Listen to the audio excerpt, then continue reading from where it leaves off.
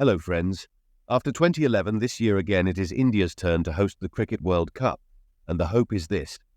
Like last time, this time too we should win because till now the Indian cricket team has been in great form. India has won matches one after the other in such an excellent manner that no other team is able to compete. Many records were broken by the Indian cricket team in this World Cup. In the match against Sri Lanka, we got our biggest victory so far in the history of the World Cup. We bowled out Sri Lanka in just 55 runs. India won that match by 302 runs. Mohammad Shami made a record for the most 5-wicket hauls in World Cups.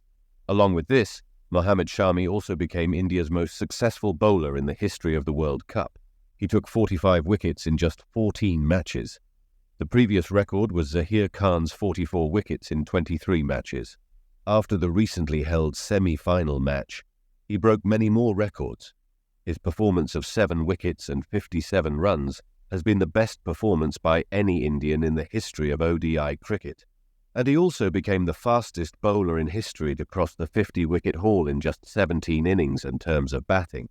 If we do, our top star batsmen Rohit Sharma and Virat Kohli together have scored almost 300 runs. Rohit Sharma scored a century and Virat Kohli scored 3. Virat Kohli has broken many records by himself. In total, they have now completed 50 ODF centuries, the only batsman in history who has broken this record. The previous record was Sachin Tendulkar with 49 ODI centuries. Apart from this, he also broke another record of Sachin, most runs made by any batsman in a World Cup. Sachin had scored 673 runs in the World Cup of 2003. Virat Kohli has already scored 711 runs in this World Cup edition. Apart from the Indian team, many other interesting records have been broken in this World Cup. Like the record of highest run scoring match has been broken not once but twice in this World Cup.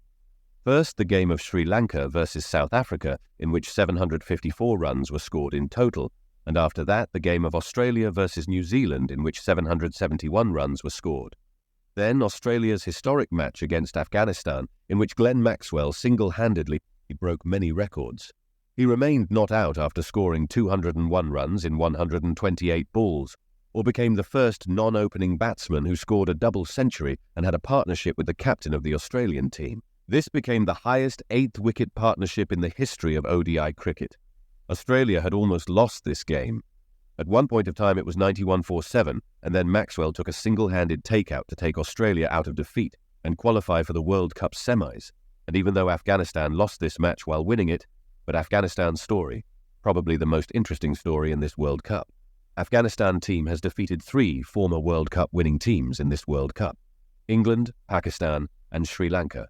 The surprising thing is that this was only the 3rd time that Afghanistan was playing the World Cup, and the previous 2 times that Afghanistan had played the World Cup, it had won only 1 match in both those World Cups, and that match was also against Scotland. It was in 2015.